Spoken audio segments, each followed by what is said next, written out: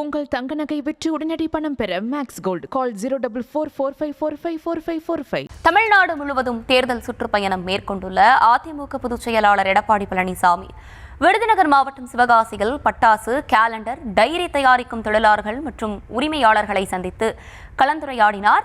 இதுகுறித்து கூடுதல் விவரங்களோடு இணைகிறார் எமது செய்தியாளர் பாலமுருகன். விவரங்களை வழங்கலாம்.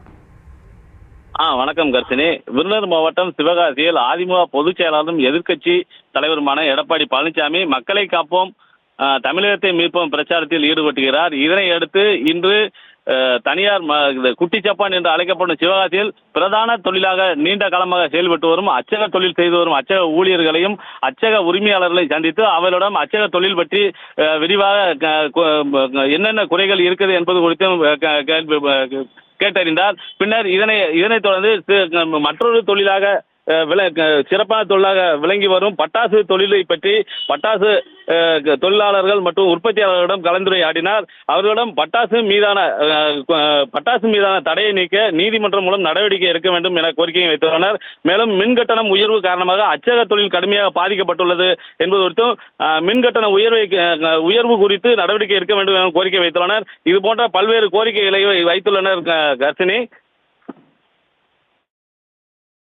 விவரங்களுக்கு நன்றி பாலமுருகன்.